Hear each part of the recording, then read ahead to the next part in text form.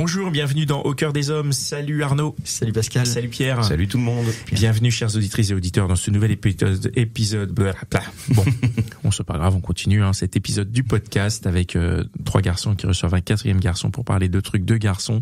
Mesdames, vous êtes bienvenus à l'écoute. Messieurs, vous êtes bienvenus à l'écoute et au témoignage. Si vous souhaitez participer, envoyez-nous un petit mail sur au cœur des hommes podcast@gmail.com ou sur Instagram @au cœur des hommes podcast. Si ce qu'on fait vous plaît, n'hésitez pas à le partager, un petit like, un petit partage, un petit commentaire, un petit 5 étoiles sur Apple Podcast ou un petit partage dans Spotify. On est bien classé, on est bien écouté chez Spotify. Donc n'hésitez pas à partager. Aujourd'hui, on est avec Alan, salut. Hello. Salut Alan. Et on va parler de tout oser. Tout oser, je sais pas si on fait la liaison. Moi, je pose la question. Moi, je dirais tout oser, mais bon, après, tout je suis vieux. Arnaud. Alors justement, à quel moment dans sa vie on se dit qu'on va se mettre à tout oser? Est-ce que c'est quelque chose qui vient progressivement ou est-ce que tu as toujours été quelqu'un qui ne t'est pas mis de limite? Je pense que je suis quelqu'un de lambda, c'est-à-dire que dès que je sors de ma zone de confort, j'ai peur. Mais je pense qu'il y a un côté chez moi qui aime bien faire le mec qui est fort alors qu'il ne l'est pas. Je pense que ça a beaucoup guidé mes choix dans ma vie, ce qui a fait que j'ai pu, je pense, faire la vie qui me plaisait, alors que j'étais terrorisé à prendre certains choix. Voilà. J'ai fait genre que, non, moi ça me fait pas peur. Voilà. D'accord. Alors qu'on dit à quel moment, je sais pas à quel moment, au moment où ça se présente, c'est-à-dire que c'est au compte-gouttes, mais je pense que c'est un entraînement aussi. Enfin, de ce que j'ai pu noter chez les personnes qui ont eu des déclencheurs, c'est un entraînement, c'est ton premier pas t'entraîne vers les autres, voilà.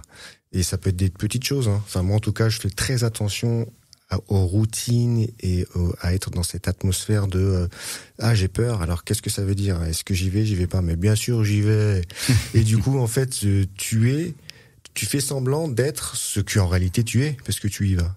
D'accord, c'est un peu compliqué, mais parce que il y a une sorte de dichotomie, c'est-à-dire que il y a une part de toi-même qui est, je pense, pas assez sécure pour pouvoir prendre certains risques, et il y a un autre côté qui fait tiens, je vais mettre le masque du mec qui a peur de rien, tu vois, allez badaboum bam bam, j'y vais. Ça marche ça, et il y va, ouais. Enfin moi en tout cas, moi ça marche, ça a marché pour moi. En tout cas au tout début, pour les choix un peu risqué que j'ai pu faire dans ma vie, ça a marché.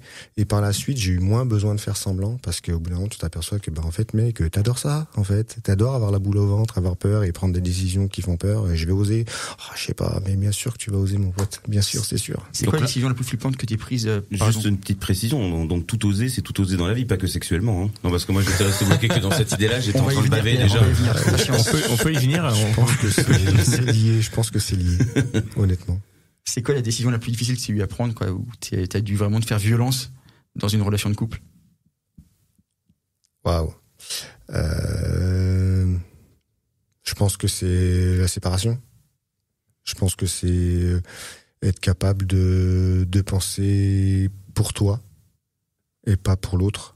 Je pense que ça a été le truc le plus difficile. Alors, moi, je suis admiratif devant les personnes qui trouvent leur chemin par eux-mêmes et qui écoutent leur petite voix et puis qui y vont. Je trouve ça génial. Moi, j'ai plutôt tendance à oublier ma petite voix et à faire passer l'intérêt des autres avant le mien. Peut-être parce que j'ai besoin justement de me sentir fort et de pouvoir tout encaisser, de pouvoir être celui qui bouge jamais, qui pense pas à lui, mais voilà, c'est un chevalier, il va servir la princesse et sauver le pauvre et l'orphelin. Sauf qu'à un moment, le pauvre et l'orphelin, ils ont pas besoin d'être sauvés, quoi. Et toi, t'es là et tu fais bon, j'y vais pas, je pense à ma gueule ou pas. Je pense que le plus difficile pour moi, ça a été de penser à moi, en fait, à me sauver la vie. Tout oser, c'est exister alors? Je pense, ouais. Honnêtement, je pense que t'as pas d'autre moyen d'être toi-même que d'oser. Parce que tant que t'es soumis à la peur, t'es pas toi-même. Déjà qu'on dit que t'es jamais vraiment toi-même, t'es jamais vraiment libre, et j'en parlais il y a pas longtemps. Enfin, en voiture, en venant, j'en parlais avec ma chérie, on se disait, oui, ok, en fait, on croit qu'on est libre, mais on ne l'est jamais. Mais si, en plus, consciemment, tu fais en sorte de pas l'être, enfin, c'est très difficile. Après, j'ai conscience que certaines personnes sont pas armées. Mais pas parce qu'elles sont faibles, c'est parce qu'il y a une peur mais qui est trop forte. Elles peuvent pas dépasser certaines peurs, c'est pas possible. Donc je reste vachement humble avec ça. Je pense que j'ai vraiment de la chance de pouvoir me mettre en danger physiquement même dans le sport, dans des choses acrobatiques complètement dingues, ou même dans la vie de tous les jours, ou même sexuellement, il y a des personnes, elles peuvent pas parce que c'est inconcevable. C'est-à-dire que l'autre dimension du possible n'existe pas. Mais du coup, tu parles de chance, mais est-ce que c'est vraiment de la chance ou est-ce que c'est pas un entraînement en fait? C'est-à-dire qu'à un moment, comme tu disais tout à l'heure, il faut faire le premier pas qui est un premier pas qui mène vers d'autres pas.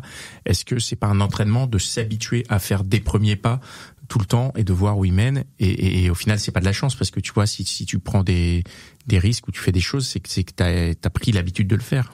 Ouais. Tu vois, ouais. est-ce que c'est si risqué que ça de tout oser pour toi au final aujourd'hui? Tu comprends ce que je veux dire? C'est vrai, c'est moins difficile avec le temps. Parce que c'est ta routine quelque part. À un moment donné, tu dis ouais, j'ai pris l'habitude de faire ça, ce que je ne connais pas, d'aller vers l'inconnu, de me dire ça, je connais pas, c'est risqué, c'est dangereux. Hey, j'y vais. Tu l'as apprivoisé. Parce que je pense que tu identifies ta vie là-dedans. En fait, justement, dans le dépassement de ses peurs, dans la transmutation, je sais pas comment expliquer ça, de la transformation de ta personnalité. Et tu vois bien qu'avec le temps, t'es vachement mieux dans tes baskets après qu'avant. Mais vraiment, pour poser les choses et pour avoir pu discuter avec pas mal de personnes, j'aime beaucoup communiquer. Je pense qu'il y a des personnes, elles pourront jamais faire le pas. Donc oui, je pense que j'ai une chance. Comment est-ce qu'on pourrait aider ces personnes qui ne pourront jamais faire le pas? Qu'est-ce que tu ferais, toi?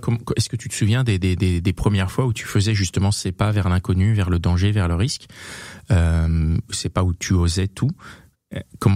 Est-ce que tu t'en souviens? Et comment est-ce que tu penses qu'on peut aider les gens qui voudraient le faire mais qui n'osent pas, qui sont souvent dans tout notre entourage à nous tous? Je pense qu'on en connaît tous. On est nous-mêmes pas forcément à l'aise avec ce premier pas vers des nouvelles choses. Mais comment est-ce que tu pourrais les aider? Qu'est-ce qu'on pourrait leur dire pour leur dire que c'est possible, quoi? Je trouve que ce que tu dis, que de se rendre compte que la vie avant et après est complètement différente et que ça vaut le coup d'essayer.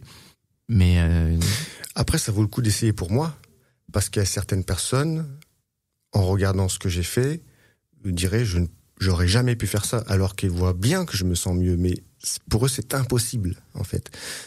Comment faire pour les aider? Quelque chose qui, moi, m'aide, c'est d'être constamment en contact avec des choses qui me motivent. Je suis énormément en contact avec des podcasts motivants. Oui. J'écoute tous les jours des speeches de motivation au cœur des hommes, des choses qui me tirent vers le haut, quoi, mais je les entends, je veux dire, ça fait des années que je fais ça, et tous les jours, il y a un déclic. Tous les jours, ça réveille quelque chose. Un petit grain de quelque chose qui fait que je suis plus pareil dans ma tête, et effectivement, ça m'aide. Je pense que être conscient de s'entourer de quelque chose qui va te pousser à l'action, ne serait-ce que de la musique, et Dieu sait que la musique est puissante, des podcasts, des vidéos peut-être qu'au début c'est juste les écouter, mais il y a ce truc qui te fait que tu l'as écouté, ça veut dire que tu veux aller vers ce chemin, c'est déjà le premier pas. Je pense que ça c'est un truc à pas négliger. Et en amour ou dans les relations de couple, comment ça se concrétise justement cette facilité ou en tout cas cet élan de tout oser? Je pense que il y a une dimension. Alors il y a ça aussi. C'est soit en général on passe à l'action parce qu'on est dans un danger de vie ou de mort. Voilà. Dans le couple, c'est rare, quoi, j'espère. Non, mine de rien, non. Il y a une mort psychologique. Il y a certaines personnes j'en ai fait partie, qui peuvent rester en couple dans des situations qui sont intenables et qui tiennent quand même. Donc, et pour moi, c'est la mort. Tu m'as fait perdre mon fil, du coup, je voulais dire. Est-ce que ta compagne, est-ce que la personne avec qui tu es, peut être un mentor et justement cette chose qui te motive à tout oser?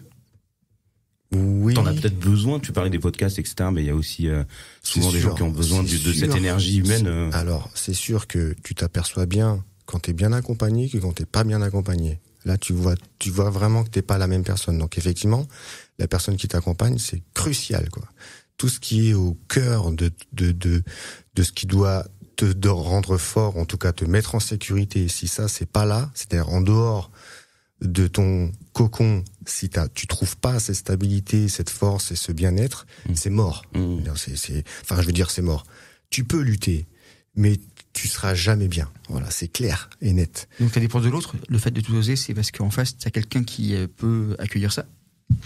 Alors, je pense que c'est toujours dans le même processus. Je pense que j'ai été pas mal au contact de personnes qui voulaient oser des choses, mais qui n'osaient pas le faire. Et du coup, moi, j'arrivais comme un fanfaron. Ben moi, j'ose. Et du coup, on osait tous les deux.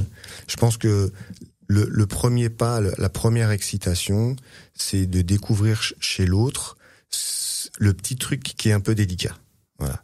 Et ça, pour moi, en tout cas, quand on parle sexuellement, et pour moi, la sexualité, c'est vraiment dans la tête. Quand tu commences à explorer les fantasmes, les choses que la personne en face de toi, tu sens que tu peux peut-être l'amener quelque part. Toi-même, tu y es jamais allé, hein. Mais tu sens que chez cette personne-là, c'est vraiment très important. Et toi, peut-être pas obligatoirement. Moi, il y a des tas de choses que j'ai explorées. Bon, je savais que c'était pas trop mon truc, mais l'excitation d'amener ma compagne, mon partenaire, dans cet univers-là, ça dépassait tout, quoi. J'étais en transe totale. Et du coup, j'ai osé parce que l'autre n'osait pas. Est-ce qu'il y a des limites à ne pas dépasser quand on ose tout? Bah après, moi j'ose pas tout, hein. Je suis comme tout le monde. Après, si on rentre dans la relation amoureuse, sexuelle, etc., c'est clair que avec le temps, j'ai découvert que il y a pas plus important que d'explorer vraiment la personnalité de celle qui partage ta vie ou celui qui partage ta vie. C'est le monde le plus merveilleux qui soit, quoi. Parce que il s'offre à toi, tu ne le connais pas, mais c'est pour construire quelque chose de solide qui va t'enrichir, où tu vas. Moi, je me suis découvert à travers les autres, mais c'est incroyable. C'est-à-dire qu'on me plaçait à un endroit avant même que je sache que j'étais comme ça ou que ça aurait pu me plaire. Mais vraiment, des fois, t'es choqué, quoi. Et pas uniquement sexuellement, mais professionnellement aussi ou relationnellement. Ah mais toi t'es comme ça, c'est ça. Et puis après tu te mais non, t'es vraiment comme ça. T'as cru que tu faisais genre, mais c'est vraiment toi. Donc du coup, en amenant l'autre dans cette exploration, tu te découvres toi-même. Et je pense que les 2/3 de ma vie jusqu'à maintenant, je suis passé à côté de ça. S'il y a un message là que je voudrais passer, c'est qu'on néglige trop la personne qui partage notre vie. On la néglige, mais c'est dingue. On est capable de pas l'explorer, de pas lui poser de questions. Mais comment c'est possible? Et pourquoi on le fait, à ton avis? Par pudeur, par respect, par peur? Parce qu'on s'en fout. Alors peut-être qu'il y en a qui s'en foutent, mais je pense qu'ils passent à côté d'eux-mêmes. Parce que si t'es pas accompagné, ça veut dire que t'es pas une personne sociale. Et je pense qu'on l'est tous. Foncièrement. Je veux dire, j'imagine pas quelqu'un qui dit, ouais, je vais finir jusqu'à la fin de mes jours tout seul. Non. Je pense pas que ça existe. Donc, effectivement, on est à la recherche de l'autre. Si l'autre est là et qu'on n'en prend pas soin, c'est qu'il y a un truc qui est pas bien aligné dans la tête, tu vois. Enfin, moi, c'est ma vision du truc. Qu'est-ce qui fait que, c'était quoi ta question, le mec qui parle? Je le prends mal, je suis tout seul. Non, mais après, ça peut être un choix. Mais je pense que foncièrement, quand t'imagines, allez, on a toujours cette image d'Épinal, tu t'imagines vieux, voilà, tranquille, sur une plage, t'as pas envie d'être tout seul. Non, mais je pense, voilà. On rentre dans le cadre de l'amour aussi amical, les différentes formes d'amour. Hein, complètement. Oui. Non, mais je parle pas que de l'amour, je parle d'amour, en fait, oui. En réalité. Voilà, tout seul, oui, bon, tu peux t'aimer, mais je parle de l'amour, c'est de la relation avec l'autre, tu vois, c'est ça. Bien sûr. Et pour moi, être capable de se rendre compte que c'est crucial dans ta vie depuis que t'es petit jusqu'à ta mort et de l'explorer, pour moi c'est ça la vraie aventure, c'est ça. Et je pense qu'on le fait pas par peur, on le fait pas parce que c'est inconnu, parce qu'il y a des risques qu'on croit. On risque quoi? Qu'est-ce qu'on croit qu'il y a comme risque et pourquoi on risque, je pense, de pas que la personne ne colle pas à l'idéal qu'on a projeté sur elle, par exemple, ou que si l'autre se confesse, la meilleure façon pour qu'elle se confesse, c'est que tu te confesses. Donc il faut que tu te mettes à nu d'abord. De toute façon, moi je dis toujours, on est à 100% responsable de son couple, parce que si t'es en couple, c'est que t'as décidé d'être en couple. Voilà. Si ça va pas, tu stoppes. Donc tu es 100% responsable de ton couple. Si ça marche pas, tu es 100% responsable de ton couple, dans le sens où si ça marche pas et que t'es encore avec cette personne-là, alors t'en es responsable. Sinon, le couple n'existe pas. Donc, si tu fais pas si tu te rends pas compte de ça, tu passes à côté de ta vie. Tu crois pas qu'il y a des fois où c'est 50%? Où il essaie de se dédouaner, lui. Non, je crois pas. Non, parce qu'en fait, si Il y a vraiment... des couples que tu peux pas forcément quitter comme ça, tu vois. Genre, t'es avec quelqu'un, t'as un enfant, t'as un crédit, t'as une situation où si tu pars, t'es à la rue, tu peux pas... Non, tout le temps, à chaque fois, je reviens dans ces podcasts que j'écoute, qui sont souvent en anglais d'ailleurs. Le mec, il dit, la meilleure façon de savoir quel est le bon chemin, c'est de savoir comment vous vouliez être à la fin de vos jours. Quand vous regardez derrière, dire, qu'est-ce que j'ai vécu vraiment? Voilà. Est-ce que j'ai eu peur? Est-ce que j'ai rationalisé? Je fais pas ça parce que y a mon enfant, parce que... ça veut dire quoi? Ça veut dire qu'en fait, t'es tout seul, pas tout seul. Tu explores pas l'autre parce que c'est pas possible. Tu maintiens un couple, mais c'est pas de ta faute. Eh si, en fait, c'est ta faute. C'est qu'à partir du moment où tu maintiens un lien, je pense que c'est pour que ça aille mieux. Parce que sinon, tu ne le maintiens pas. Donc, si tu fais pas la démarche de dire, quoi qu'il arrive, je vais faire en sorte que la communication passe et qu'on s'entende. Si ça, c'est pas là, et que tu restes quand même avec la personne, c'est 100% ta faute. C'est intéressant. Après, je me dis qu'il faut faire attention, peut-être qu'il faut faire attention à quelqu'un qui entendrait ça et qui dirait en fait l'échec c'est pas forcément que de ma faute, parce qu'il y a des gens qui vivent des choses qu'ils subissent. Oui.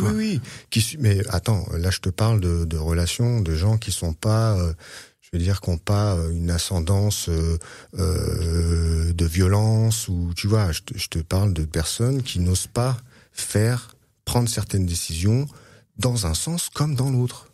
Alors soit je coupe, soit je gagne.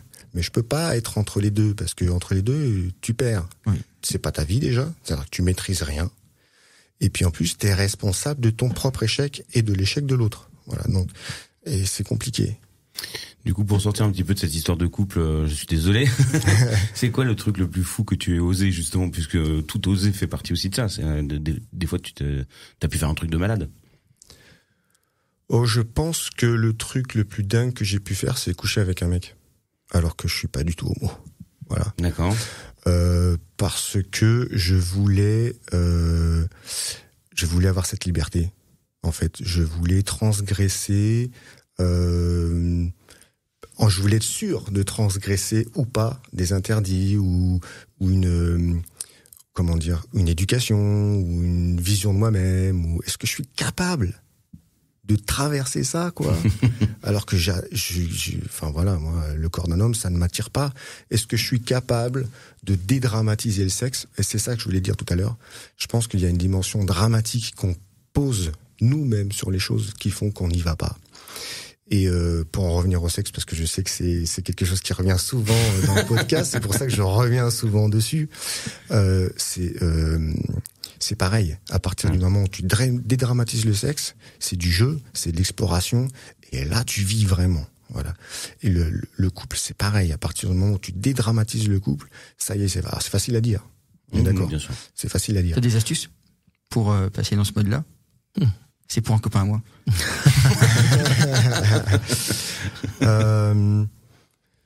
Je sais pas, c'est là qu'on en revient toujours à cette espèce de loi de la nature un peu injuste pour l'humain. C'est que il y a des personnes, moi, très tôt, j'ai rencontré, par exemple, des femmes qui étaient, mais franchement, elles s'éclataient, quoi. Elles se posaient pas de questions. Et toi, t'es là, tu fais, mais putain, mais pourquoi je me sens pas bien, pourquoi? Et elles, pas de problème. C'est pas facile. Est-ce que c'est pas une des clés, justement, ça, de ne pas se poser de questions et donc de ne pas forcément se juger, ce qui permet de se dire, tout est possible puisque je ne me juge pas et j'ai pas peur du regard que les autres vont porter sur moi parce que j'ai pas peur du regard que moi-même je porte sur moi.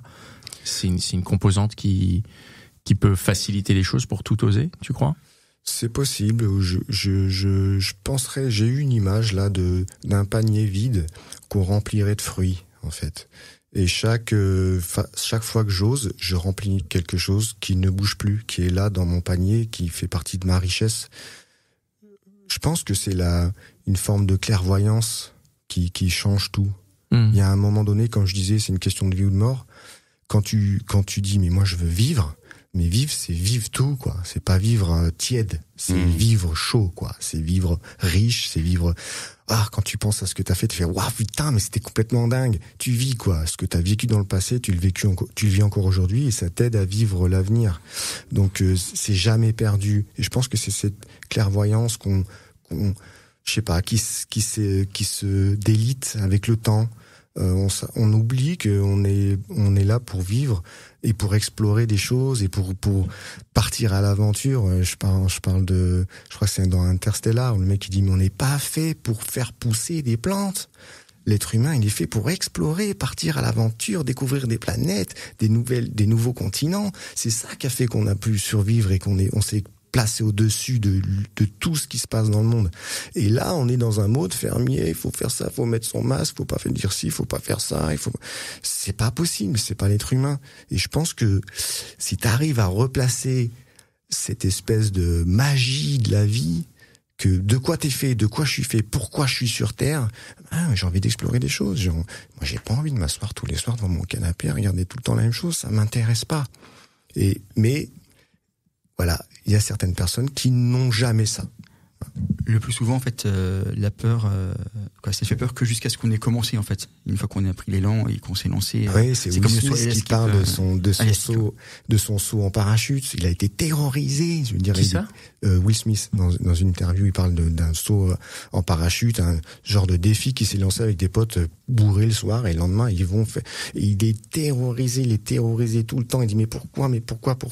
Et là, il saute de l'avion, il fait, mais putain, c'est la meilleure chose de ma vie. Et j'ai eu peur pendant 2 jours avant. Pourquoi? Voilà. Alors que c'est le meilleur truc que j'ai pu vivre dans ma vie. Et certaines personnes disent, et oui, Dieu, pour ceux qui croient, place souvent les meilleures choses de ta vie devant les plus gros obstacles qui puissent exister. Voilà. Alors, et je suis admiratif de ceux qui ont la foi, parce que ça aide, la foi, ça aide. C'est clair. Moi, j'ai pas vraiment la foi en un Dieu précis. Mais par contre, la foi en la vie, ouais. Tout à l'heure, tu parlais de tout oser professionnellement. Dans ta carrière, dans ton métier, tu as besoin de prendre des risques et de t'exposer? Parce qu'on t'a pas encore présenté, je crois. Ouais, moi, je pense que ça a été dès le début.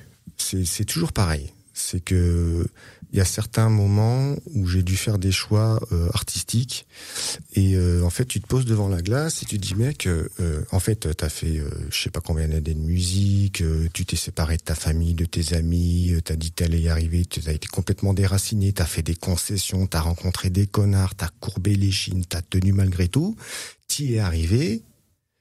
Qu'est-ce que tu fais? Tu restes dans ta zone de confort, tu continues à courber les chines, ou tu vas plus loin que ça et tu vas encore explorer des choses pour que tout ce sacrifice que tu as fait jusque-là serve à quelque chose. Parce que sinon ça sert à rien. Si c'est pour faire quelque chose de pas extraordinaire, alors dis pas que tu vas faire quelque chose d'extraordinaire. Te dis pas que tu vas faire quelque chose d'extraordinaire. Ne crois pas, entre guillemets, au-dessus des autres. Je vais vous montrer. Et en fait, moi, en ayant travaillé en coulisses avant de devenir à l'avant-scène, j'ai vu des artistes qui sont tout à fait capables de refaire tout le temps la même chose parce que les gens veulent ça. Moi, j'arrive pas à comprendre ça parce que j'ai la chance d'être dans un métier artistique où tu peux prendre des risques et aujourd'hui, c'est fantastique. C'est une époque qui est fantastique pour la prise de risque et pour trouver sa niche et enfin bref, tout est possible alors qu'à une époque, c'était plus compliqué. Si tu le fais pas, waouh, mais va travailler comme tout un chacun et te fais pas chier à pas savoir comment tu vas bouffer le mois d'après, quoi. Il y a quand même des fois le fait de tout oser peut amener aussi un échec. Ça arrive. Est-ce que tu penses que c'est comme ça qu'on se construit par l'échec?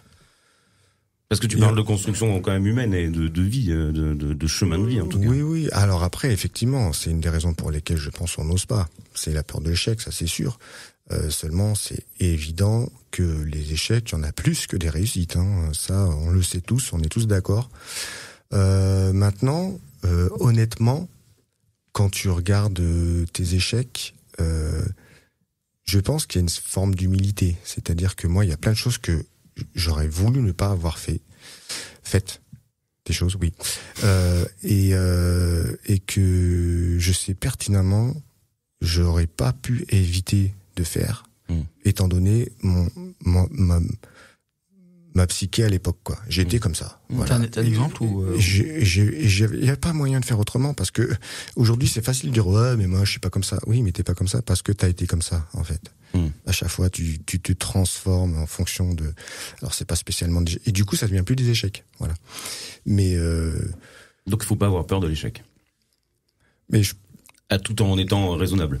je pense pas qu'on puisse dire il faut pas. Tu vois. D'accord. Je pense que le sujet, c'est d'être clairvoyant. Je pense que le vrai courage, c'est de se poser et de dire qu'est-ce que tu veux de ta vie. Qu'est-ce que tu veux de ta vie. Et c'est tout le temps comme ça, dans ton couple. Qu'est-ce que tu veux de ton couple? Qu'est-ce que tu veux de ta sexualité? Qu'est-ce que tu veux de ta profession? Qu'est-ce que tu veux de tes enfants? Voilà. Et ça, c'est... T'as des réponses à tout ça, là, aujourd'hui?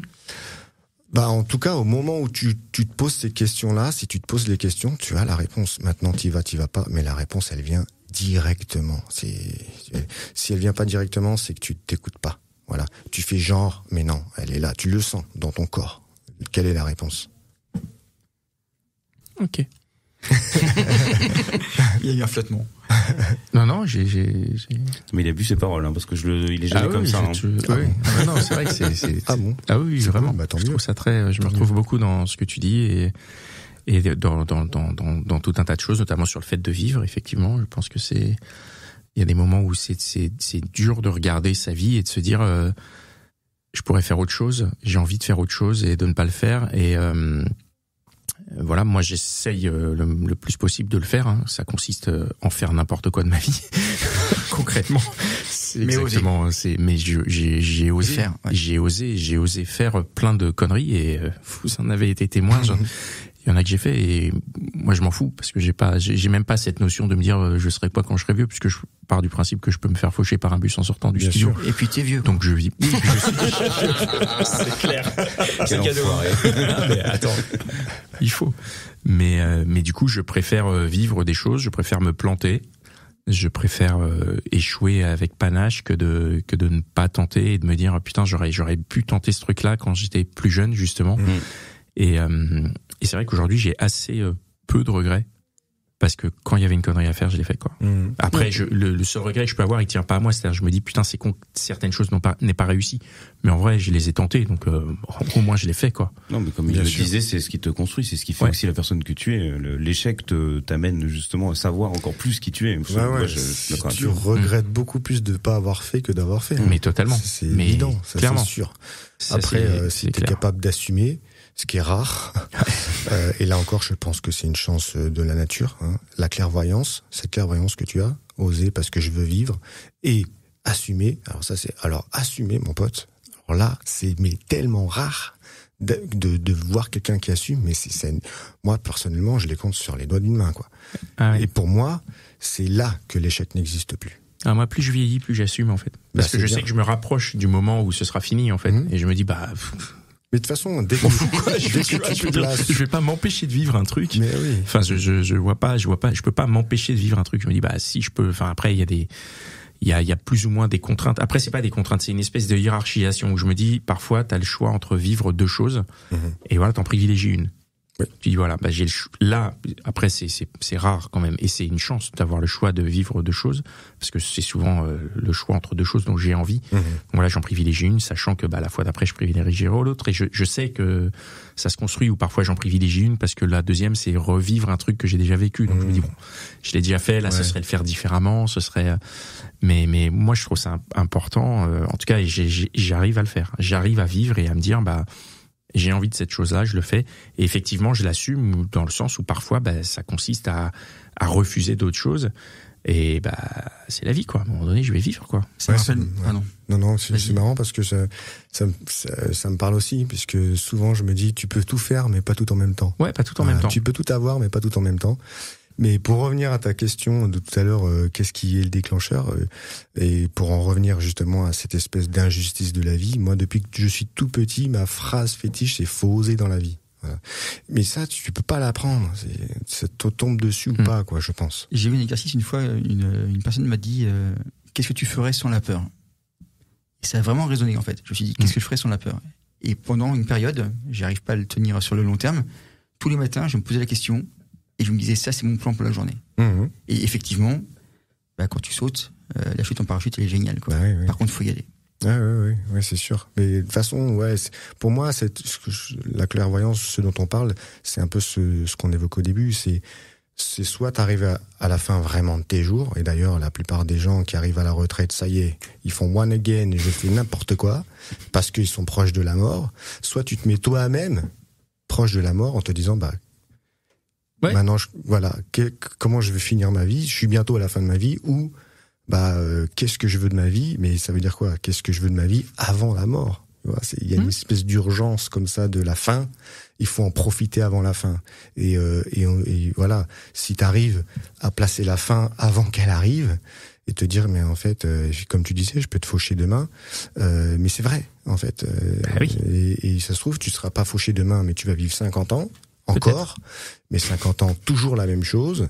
Et le lendemain de tes 50 ans, tu te seras fauché par la vie et t'auras fait quoi? Rien. Et quel dommage. Et quelle peur, surtout. Je pense que c'est la peur de pas le faire, la peur de ne pas avoir fait, qui l'emporte sur la peur de faire. Ouais. Moi, c'est ça qui me, c'est aussi ce qui me pousse à faire les conneries, c'est que je me dis, putain, mais je vais le regretter. Le jour où je pourrais plus marcher, le jour où je pourrais plus avoir la même mobilité, je vais regretter de pas avoir fait ces trucs qui m'avaient l'air stupides et dangereux ou débiles. Tu vois, là, je les ai faits, quoi. Et je continue de les faire. Hein. J'ai pas l'intention de m'arrêter. Il y a toujours de nouvelles idées. Oui, toujours de nouvelles idées à la con. C'est fantastique. La peur, c'est fantastique. C'est jouissif, d'ailleurs. Comme t'es là, on est vivant quand on a peur. Il va se passer quelque chose. Tu sautes et je vis. Et la peur, c'est. T'as plus peur de rien là aujourd'hui? Si, de plein de choses. Mais heureusement d'ailleurs, c'est comme ça que tu vibres. C'est ça qui te fait vibrer. Si, je suis un mec super angoissé. Carrément. Mais voilà, maintenant je me dis que je suis fait pour vivre dans le combat, mais dans un combat positif. Et je pense qu'avec le temps, je commence à l'assumer. Je commence à me dire, mais prends du plaisir dans ce combat. Ouais, mais ça fait mal. Mais prends du plaisir, parce que si t'avais pas ce combat, qu'est-ce que tu te ferais chier, mon pote? Parfait. Je suis d'accord. Moi aussi. Merci beaucoup. Merci Alan. Merci beaucoup pour être venu. Merci Pierre, merci Arnaud. Merci à vous toutes et tous qui nous écoutez. J'espère que vous avez pris des notes pour cet épisode passionnant et que si vous avez besoin de le réécouter, réécoutez-le. Si vous avez besoin, si vous sentez que ça peut être utile de le partager, n'hésitez pas à le partager à quelqu'un qui a peur, quelqu'un qui vous pensez ça pourrait faire du bien d'écouter ce qui a été dit de la part d'Alan, de Pierre, d'Arnaud ou de moi-même. Parce que les bonnes choses, ça se partage, donc n'hésitez pas à le faire. N'hésitez pas à nous suivre sur notre page Instagram @aucoeurdeshommes-podcast. Et si vous voulez participer, un petit mail ou un petit MP sur aucoeurdeshommes-podcast @gmail.com. On se retrouve dans 15 jours pour un nouvel épisode. Bisous. Bisous. Ciao. Au revoir.